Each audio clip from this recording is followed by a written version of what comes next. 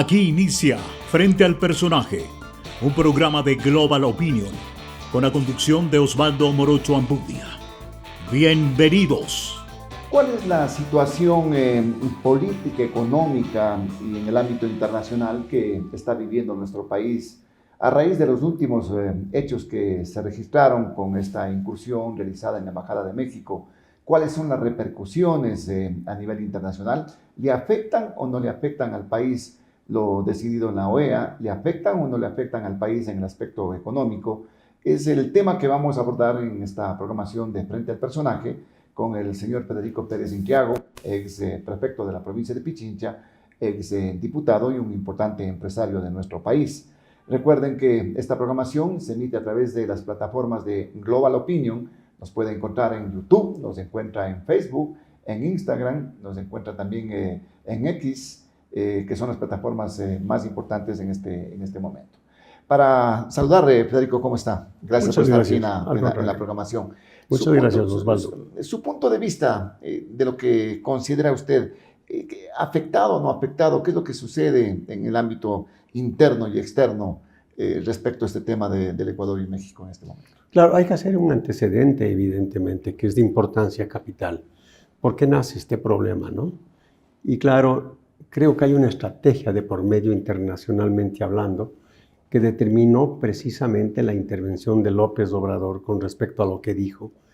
Y no tenía tampoco, si digo las cosas que la gente en su forma y en su fondo comenta, no tenía por qué meter a Villavicencio en un problema que era estrictamente de la embajada y posiblemente del asilo político que iba a recibir el señor Glass.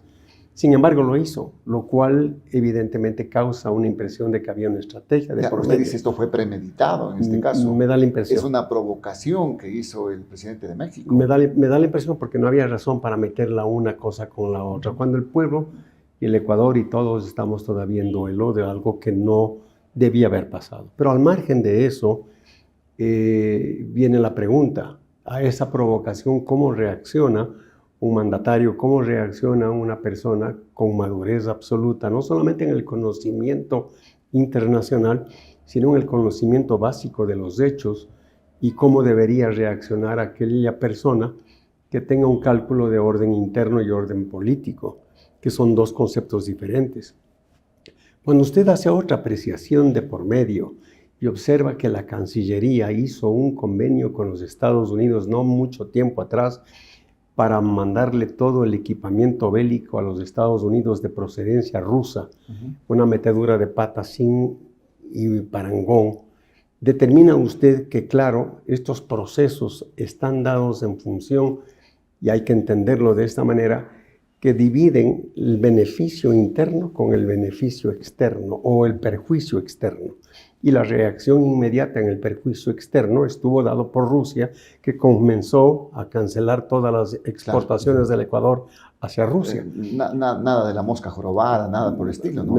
Era una sanción económica, más o menos, a raíz de este tema de la chatarra, que entre comillas se decía se iba a mandar a Estados Unidos, ¿no? Esa es una apreciación correcta, Osvaldo. Por lo tanto, cuando existen estos antecedentes y esto de por medio, volviendo al tema México, es una interpretación de adentro con su rédito político y es una interpretación de afuera sin cálculo de otra naturaleza que lo que se nos va a venir, que no va a ser muy fácil. Por lo tanto, el señor presidente de la República, que toma la decisión de hacer lo que hizo, porque es de él la decisión, de acuerdo a lo que le escuché a la canciller el otro día en una entrevista, sabe perfectamente bien que sus bonos internos van a subir sin duda alguna en su popularidad, que va a reflejar finalmente en algo que determine que la consulta puede ser un beneficio para lo que él está esperando. Desde luego. Son dos efectos, digamos. Igual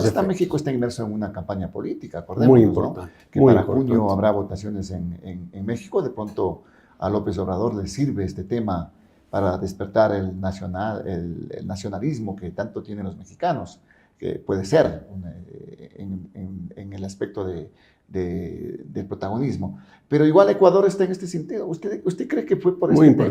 Muy importante. ¿Usted cree que fue por este tema de la consulta? Porque se evidenciaba que de pronto bajaba un poco inclusive la popularidad del presidente.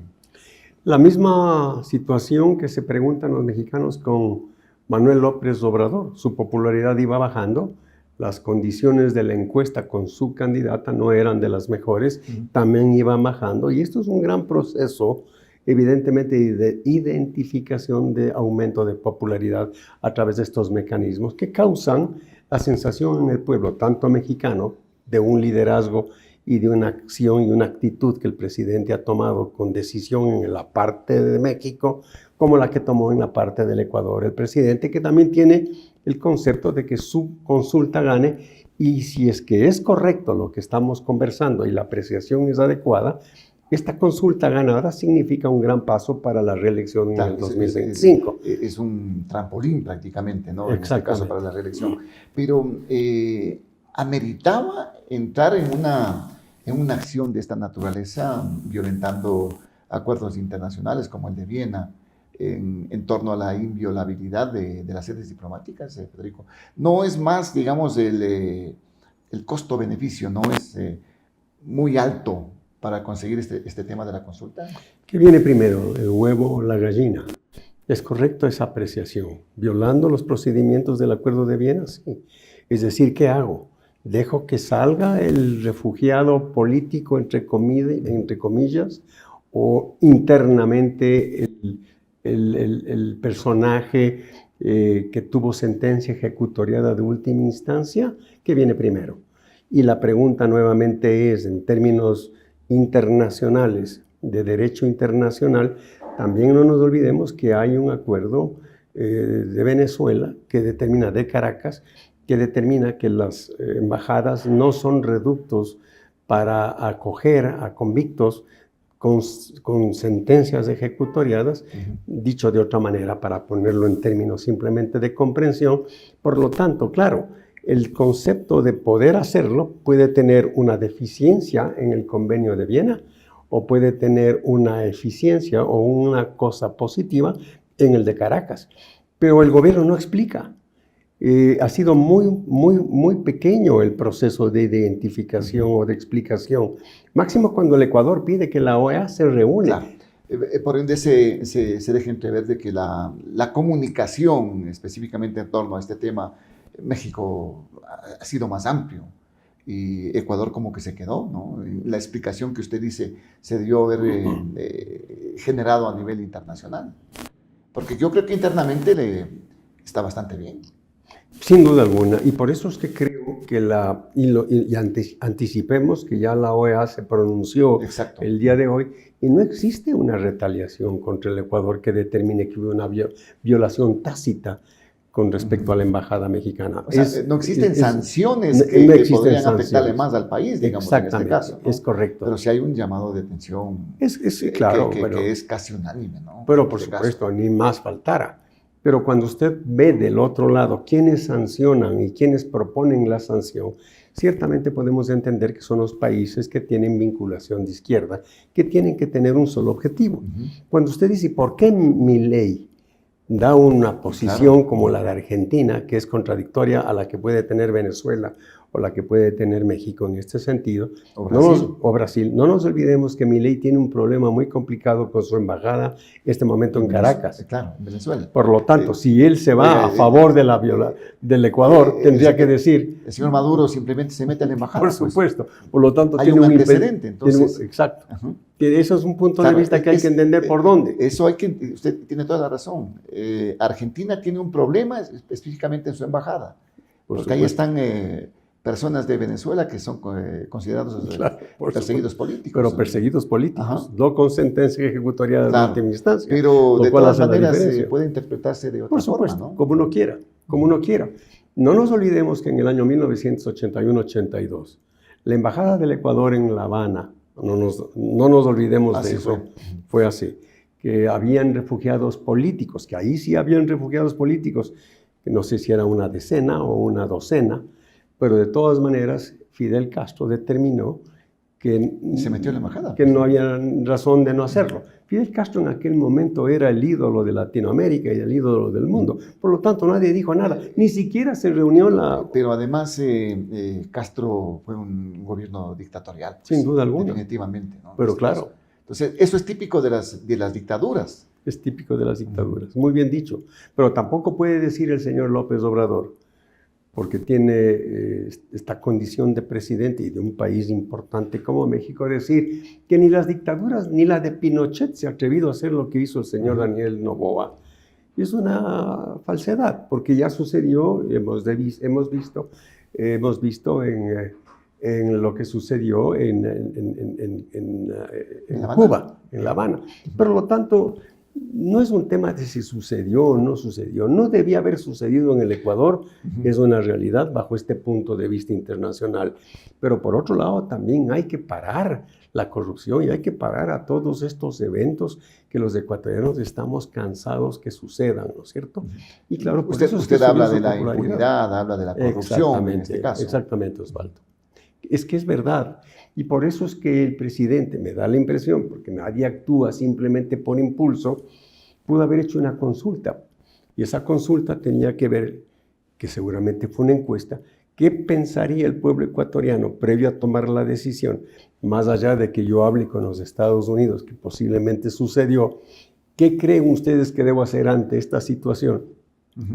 Que me permite el día de mañana seguir con ustedes adelante en un proceso y en un proyecto para parar la corrupción y el narcotráfico, porque no nos olvidemos que Estados Unidos e Israel están bien metidos en esto con el Ecuador y lo estamos viendo todos los días en la presencia de los embajadores tanto del un país como del otro.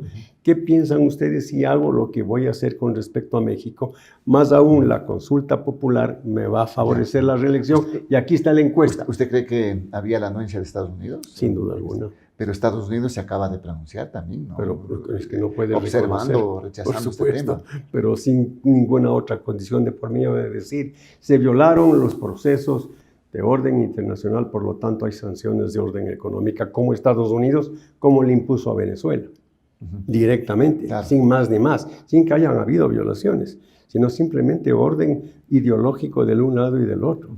Por lo tanto, creo que sí existe, lo cual no puedo asegurar, pero me parece que tiene lógica lo que hemos visto a través de las últimas situaciones que en el Ecuador se han presentado. Hay una situación geopolítica también importante en este caso, ¿no? Ecuador está jugando un papel fundamental en lo que significa Sudamérica, pues para Estados Unidos.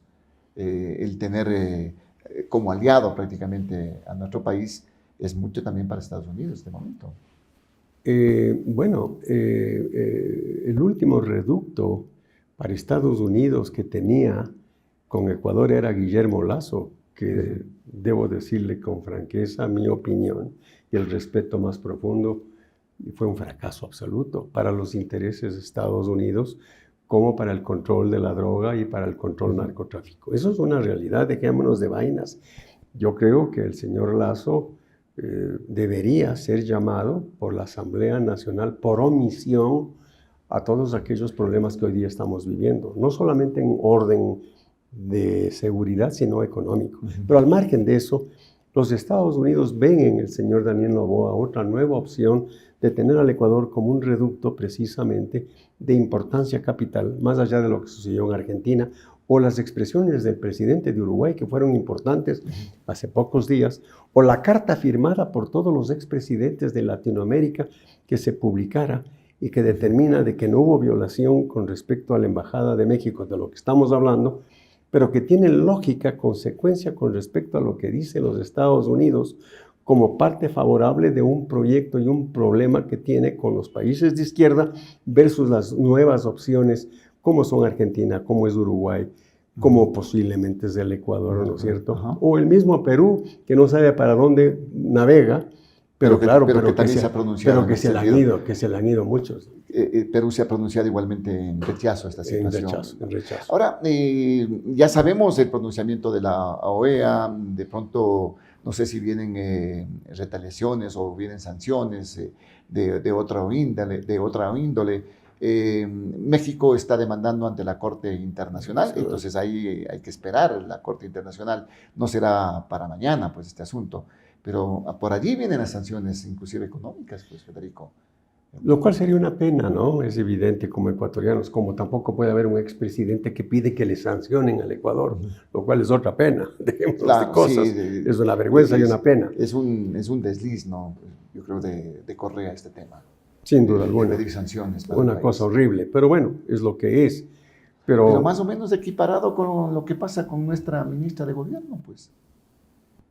La ministra de Gobierno tiene nacionalidad mexicana, es mexicana, y es la que dispone que se incursionen a la policía, porque es ministra del Interior, también. Es cierto, es una verdad. Sin embargo, esta dualidad, ser mexicana y al mismo tiempo ecuatoriana, que a propósito se le entrega la nacionalidad ecuatoriana antes de posesionarla, obviamente, como ministra, no creo que es un tema de que haya tenido ella una confusión no solamente sentimental, emocional, con respecto a qué es lo que hace con su país de nacimiento versus lo que significa hoy día no ser solamente ecuatoriana, sino ministra. Creo que es un tema totalmente independiente, que tiene la obligación de velar este momento por los intereses del Ecuador, por sobre todas las cosas. Pero no creo que haya ella antepuesto la decisión mexicana, o más bien dicho, de interés mexicano, porque es mexicana. Pero también tiene la otra obligación, es una especie de conflicto de intereses porque que yo no quisiera estar en. Es ecuatoriana, pero habrá que ver qué pasa con México en ese sentido, ¿no? ¿Cuál es el pronunciamiento, la posición de México respecto a este tema? Muchos manifiestan que la doctora Palencia inclusive intervino para lograr el refugio o el asilo de muchos ecuatorianos que pertenecen a la Revolución Ciudadana que están en México. No sé, posiblemente que sí. No me extrañaría porque todas las cosas en política sorprenden todos los días, ¿no es cierto? Hasta el granizo se tuesta, como decía el doctor Córdoba. Así es. Así es. Pero no nos olvidemos algo que también vale la pena. Todos estos eventos y todos estos actos, el normal común del ciudadano quiere ver a su líder afrontando la responsabilidad. No nos olvidemos lo que pasó con Angostura, cuando Uribe ordenó que se bombardee la parte ecuatoriana para tomar al Mono Jojoy y también a Reyes. Y claro, fue un bombardeo. A Reyes lo mataron allí. Lo mataron. Fue un bombardeo que en territorio ecuatoriano. En territorio ecuatoriano, lo cual eso sí es una provocación y una invasión armada a un territorio. Pero vea que además de la mala cara que puso el expresidente Correa con el presidente Uribe de Colombia, no pasó más, ¿no? Pero no pasó más. ¿Y sabe qué fue lo que pasó a mi criterio? Que el presidente Uribe afrontó la responsabilidad dejándole al ministro Santos, que posteriormente fuera el presidente de Colombia, y fue él el que dio la cara y dijo, yo ordené por estas razones. Así fue. En este caso no existe. Fíjese lo de la OEA. No va el presidente que debía haber ido. No va la canciller. Bueno, mejor que no fue la canciller, habría sido un desastre. Pero en el fondo, dejémonos de cosas. Es eso lo que la gente busca. Que quien toma la decisión la afronte. De pronto es el tema minimizar realmente este hecho. O personalidad. Porque claro, yo no digo que no está bien. No puedo juzgar. No puedo juzgar la personalidad de nadie, menos la de un presidente que no conozco. Pero claro, es una cosa lógica entender que hay momentos en los cuales la decisión está dada a través de liderazgos y de asomar y dar la cara. Pero qué mejor oportunidad esta para decir que las encuestas me subieron porque yo tomé la decisión, señores, y la volvería a tomar si es que se trata de la seguridad nacional al margen de lo que pueda sucedernos internacionalmente. Y quiero terminar con todo lo que significa la mafia que está destruyendo al Ecuador. Dicho esto, con fuerza y con decisión, creo que la gente tendría un mejor panorama de la situación. Ha habido un pronunciamiento del presidente al respecto, ¿no? Más o menos en ese contexto, digamos, en este caso. Más bien yo lo he escuchado. De defender la soberanía, el tema de luchar contra la corrupción, en este caso. Sí, lo ha dicho en muchas oportunidades. Un comunicado oficial a través de la presidencia de la Pero República. Un comunicado no es lo mismo que salir en las cámaras. Y fuera de eso también, yo le escuché a la señora canciller, cuando le preguntaron en el Canal 4, le preguntaron si ella fue la que decidió tomar esta decisión y dijo, yo no tomé ninguna decisión. Y fue el presidente el que me ordenó. Igual el secretario de Comunicación, ¿no? Así es. Sí, dijo que se había enterado después del asunto. Exactamente, lo cual no me parece un signo adecuado de entendimiento dentro del gobierno. Porque si la decisión es del presidente, ¿a quién les llamaría en primera instancia? Es a la canciller, porque es un tema diplomático internacional. Y en segundo tendría al secretario de Información inmediatamente con todas las redes sociales para anunciar al día siguiente por qué tomé la decisión. Y en tercer lugar, armaría todo un esquema internacional para yo afrontar la responsabilidad. Pero simplemente digo lo que yo pienso, pero no necesariamente estoy en lo correcto, posiblemente. Se tiene que activar el frente interno y el frente externo, pues. Por supuesto. En ese sentido. Acuérdese. El frente interno ya es la parte política interna y el externo con el resto de la comunidad internacional. Acuérdese cuando fuimos nosotros invadidos en 1981 por Perú y en el año 1995. Claro, en la Cordillera del Cóndor y en el CENEPA. Acuérdese usted, ¿quiénes estuvieron internacionalmente defendiendo? ¿Cuántas comisiones salieron a recorrer el mundo entero para reclamar la agresión? Pero claro, se apaciguó la cosa porque hubo una reacción del Ecuador diplomática a nivel mundial, claro, con sendos procedimientos. En el 95 inclusive se habló de que Ecuador también ganó la guerra informativa, ¿no? Así fue. Es lo que se manifestó, se hizo toda una estructura y todo un operativo, me acuerdo en Ciespal. Habría que fortalecer el frente interno y el frente externo para poder posicionar también la posición del Ecuador, pues, Federico, en este aspecto también que estamos analizando. Muy importante su punto de vista, Osvaldo. ¿Qué es lo que se ha hecho siempre cuando hay un conflicto internacional? Se crean sendas comisiones, obviamente diplomáticas, que recorran el mundo entero. Si en este caso es un problema de la OEA, lo cual no va a ser, sino va a ser de la ONU, y por supuesto de la Haya cuando llegue el momento, es necesario crear estas comisiones de información porque hay que tener una defensa que determine que el Ecuador tal vez tuvo una justificación, pero mientras estén las cosas como están, sin defensa, propuestas directamente por un análisis profundo, no creo que tengamos una solución positiva en la Haya fundamentalmente. Bueno, la Haya puede fallar en contra del Ecuador, ¿no? Podría. Puede ser una corte.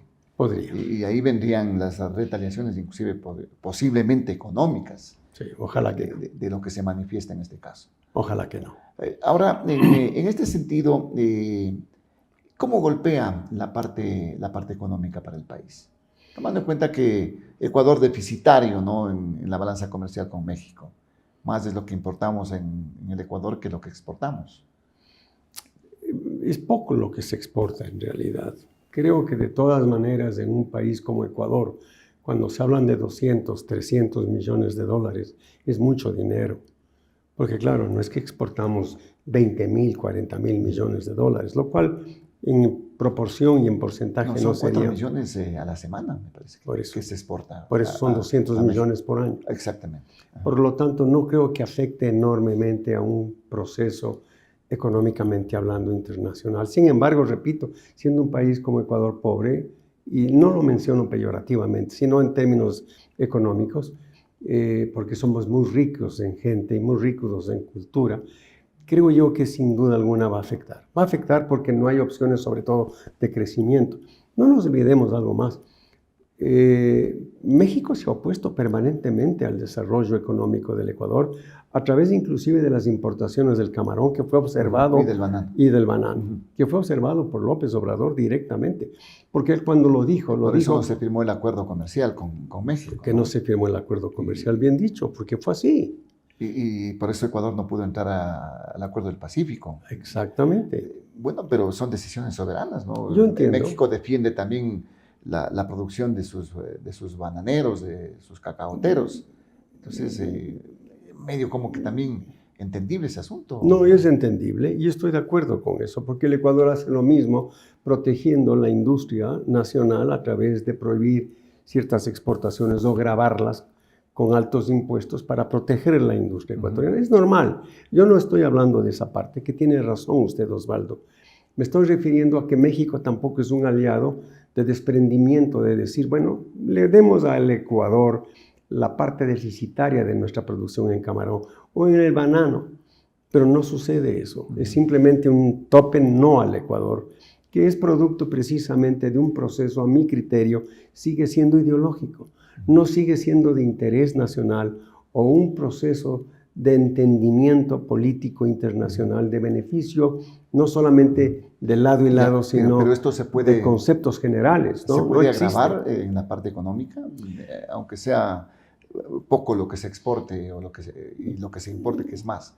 ¿Se puede agravar este tema? Veamos qué es mi punto de vista, porque no soy especialista, es que México podría, ojalá que no lo haga, reclamar otra clase de eventos de orden económico contra el Ecuador, que no sean necesariamente las importaciones de México o las exportaciones de México. Podría reclamar inclusive sanciones económicas en La Haya, a través de que esto, que puede ser un pronunciamiento internacional nefasto para el Ecuador, espero que no. Yo creo que no, personalmente, que hay razones para justificar, si es que hacemos lo que hacemos, lo que usted ha dicho, crear estas comisiones para que podamos tener defensas con tiempo y no andar apurados a último momento mandando a alguien del ministerio para que nos defienda. Creo que tenemos una oportunidad, pero pueden pedir sanciones que vayan de toda naturaleza. Imagínense lo que esto podría acarrear y suceder. Sin embargo, tengo la evidencia de que Estados Unidos, que tiene todavía la fuerza económica y la fuerza política en el mundo, no va a permitir que esto suceda en el Ecuador. Creo que esto no Estados Unidos va a ser el mejor aliado me parece. Y ya de hecho lo es. Ya de hecho lo es. Por lo tanto, hay algo ahí que hay que rescatar, que no necesariamente es de interés político para los ecuatorianos la injerencia de Estados Unidos o de cualquier país en nuestra política interna. Pero es lo que es. Y hay que entenderlo. Políticamente puede incidir, por ejemplo, ya habíamos dicho, el tema interno que tenemos con la consulta y la aceptación del presidente. Pero en México, como que hicieron un frente común los candidatos a la presidencia de la República. Pero cambiando la tendencia de pronto en el mes de junio, ¿esto podría terminar allí? ¿Podría cambiar? ¿Qué piensa usted, Federico? Es un tema también que no podría tener la respuesta al 100%, pero lógicamente es evidente que todos estos procesos que se van dando, estas coyunturas momentáneas políticamente se las aprovecha para poder tener un rédito político de inmediato ante la opinión pública, como que existen líderes que sí se preocupan por el bienestar y la soberanía y el nacionalismo de cada país. Por lo tanto, lo que sucedió, los mexicanos lo van a tomar como una agresión y existe alguien que está defendiendo, que sin duda alguna va a ser de la línea de López Obrador, su candidata. Sacan partida de eso, ya lo hemos dicho. Por lo tanto, en el Ecuador también el señor Noboa va a sacar partida de que defiende al Ecuador y que está dispuesto a hacer todo lo posible para que no haya la impunidad que en el Ecuador ha existido en los últimos años. Y es de lado y lado, claro, pero vayamos del costo final. Pero yo le decía, cambiando la tendencia en México, ¿esto podría terminar? La tendencia, por supuesto que va a terminar. Por supuesto que va a terminar. Vamos a suponer lo contrario, que la candidata del correísmo sea la presidenta. La de AMLO, digamos, de México. O la de Ecuador. Me estaba refiriendo a Ecuador. Claro. Supongamos que la presidenta o el presidente sea correísta. Sí, claro. Entonces la condición va a cambiar completamente. Va a haber entonces un acuerdo, sin duda alguna, entre los dos países porque tienen la misma línea ideológica. Suponiendo que en México no gana la línea de López Obrador, entonces va a haber un acuerdo con Ecuador mientras sea Noboa el presidente. Así funcionan las cosas, son más de un proceso ideológico que hoy día se ha acentuado en Latinoamérica como nunca antes. Hoy día hay una demostración clara de Milei y todo su grupo, a través de toda la influencia norteamericana, digámoslo con franqueza, versus todo el grupo de Puebla y todo el grupo de las reuniones hechas con antelación en Brasil, para tener una izquierda que también tiene su defensa a través de otros propósitos, que están claramente divididas y por lo tanto hay que enfocar en ese sentido las cosas, ahora, a mi criterio. Ahora, políticamente e internamente se vienen anuncios de juicios políticos, se rompe el acuerdo que mantenía el oficialismo, el Partido Social Cristiano y el correísmo. ¿Qué es lo que se puede esperar internamente acá en el país? Es cierto, bueno, la gente hoy día ha reafirmado algo, lo escucho permanentemente, decir que el acuerdo con con Alianza País, en aquel momento, o hoy día la Revolución Ciudadana, no fue un acuerdo con límites, o más bien dicho, sin límites. Fue un acuerdo con límites como el que acabamos de ver. Por lo tanto, fue una reafirmación de que el acuerdo hecho por el señor presidente fue un buen acuerdo, mientras pudo obtener lo que obtuvo. 5 leyes, ¿no? Claro. 5 leyes de economía urgente. Eso ratifica que no hubo un acuerdo sin límites donde podía haber cualquier desproporción. Eso es una reafirmación también sobre este hecho, lo cual le da al presidente otra reafirmación de que lo que dijo tal vez tuvo razón, o capaz que no la tuvo y no tuvo más que romper como se rompió. En el ámbito de este relacionamiento, ya estamos políticamente, estamos prácticamente entrando también en una etapa de una carrera presidencial.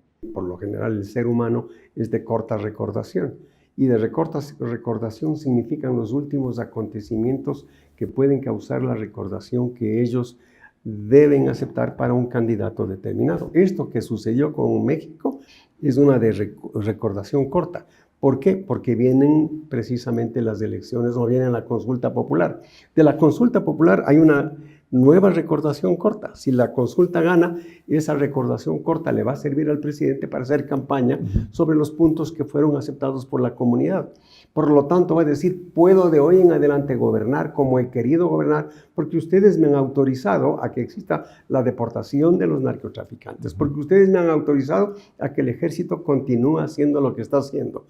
Por lo tanto, tengo la opción de ser el presidente nuevo electo, porque hoy sí tengo las armas y los recursos económicos, y al mismo, pues económicos digo, venidos del exterior, ya sabemos de dónde, y tengo la tecnología venida del exterior, y tengo la aceptación del pueblo para que pueda usar la fuerza.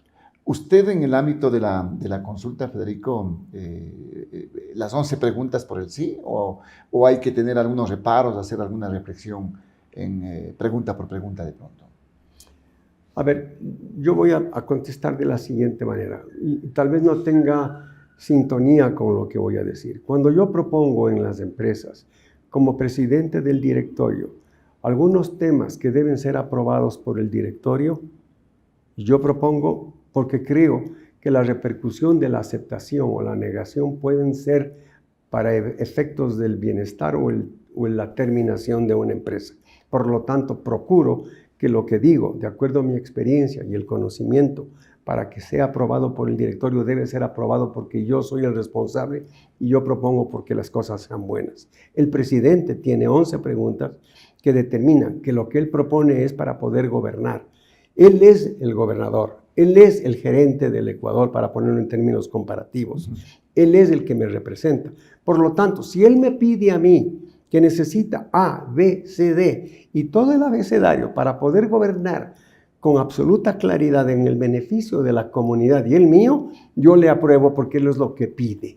Pero si él me falla, entonces condenaré lo que él me pidió y no cumplió, porque le dimos todas las facultades y las opciones para que lo haga. Como me pedirá el directorio a mí por haberle dicho que vote a favor de los puntos exigidos y no pude corresponder al beneficio de lo que planteé. Por lo tanto, hay que darle el beneficio de la pregunta aceptada en mi concepto. 11 preguntas, 11 aceptaciones. Con beneficio de inventario. Con el beneficio de inventario. Ajá. No como un cheque abierto, ¿no? Absolutamente. En este caso. Absolutamente. Igual las preguntas, trabajo por horas, el diferéndum de las controversias con organismos internacionales, todo esto.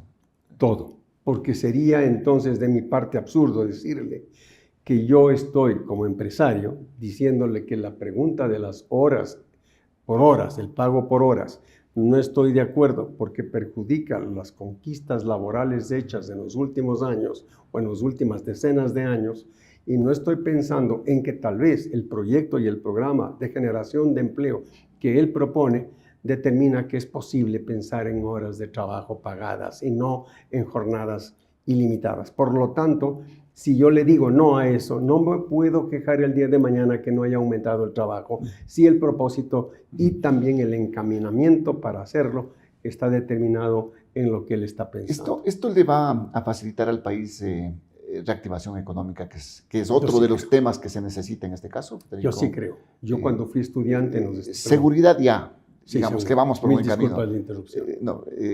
Seguridad ya, pero reactivación económica que tanto se necesita. Bueno, fuentes de empleo. Estamos viendo el día de hoy que ha inaugurado 2 o 3 empresas con decenas de trabajadores jóvenes que hoy día están sujetos a la reglamentación tributaria que determina que las empresas que contratan pueden descontar del impuesto a la renta tantos y cuantos puestos puedan asumir en función de dar más fuentes de trabajo a los jóvenes, lo cual es un acierto. Dejémonos de cosas. Yo no puedo hacerlo. Es un incentivo importante. Sin duda. Yo no puedo hacerlo porque en mi caso es una empresa que tiene que tener cierta tecnología, experticia que no me permite hacerlo, pero sin embargo es una buena medida. Por otro lado, yo recuerdo cuando era joven y trabajaba y estudiaba, yo trabajaba por horas vendiendo hamburguesas en los Estados Unidos de Norteamérica y yo ganaba por 3, 4 horas que me permitía sustentar mi estadía en los Estados Unidos porque había la opción y la facultad de trabajar por horas. Aquí hoy día, el día de mañana se abre esa opción y esa posibilidad. Yo puedo aumentar 3, 4 horas que la ley me prohíbe hoy día, aumentar las horas de trabajo, que son 40 por semana, hasta un porcentaje correspondiente. No puedo aumentar más trabajo porque la ley me prohíbe, pero sí puedo aumentar más trabajadores por cortos tiempos que necesito por horas para cumplir ciertos detalles que no son cumplidos en las horas normales y de pronto activar esa capacidad que puede estar detenida, ¿no? Por este tema quizás de la limitación que se tiene en el tiempo del trabajo. Por supuesto. ¿Le parecería de pronto un diálogo compartido para dar de las preguntas de la consulta en otra oportunidad, Federico? Con otro contertulio en este caso. Me encantaría. Y le agradezco enormemente por pensar en mí en hacerlo, porque creo que es fundamental lo que pueda pensar un ciudadano que en este momento tiene la obligatoriedad empresarial para ver cuáles son las repercusiones. Ahora sí, a mi criterio, no simplemente darle, no un cheque en blanco, pero sí confiar en que el presidente pide que le apoyemos aceptando estas preguntas para que haga una mejor presidencia. Pero me gustaría conocer también otras opiniones que determinen que tal vez yo estoy equivocado y por qué estoy equivocado. ¿Qué es lo que hay que hacer en este país? Dialogar y abrir la mente para entender que hay otras opciones y otras posiciones y no creer que lo que uno dice es la última verdad. Claro, y lo fundamental en base al diálogo. Muy bien. En base al consenso. Muchas Federico, gracias, Osvaldo. siempre agradecido por su presencia y queda pendiente este tema que lo he planteado ya en este momento y que lo vamos a hacer en los próximos días de las próximas semanas, mientras dure la campaña electoral a propósito de la consulta popular. Gracias, Federico, muy amable por estar acá presente. Muchas gracias. Señor Federico Pérez Intriago, aquí en la programación de Frente al Personaje. No se olviden, síganos en las plataformas de Global Opinion, a través de YouTube, de Facebook, de Instagram, de Twitter, pues estamos allí para estar más en contacto con ustedes. Regálennos sus likes, sus me gustas y también sus comentarios son importantes para seguir mejorando y seguir pues haciendo más grande este proyecto informativo. Muchísimas gracias por la sintonía. Felicidades. Qué bonito programa. Muy amable.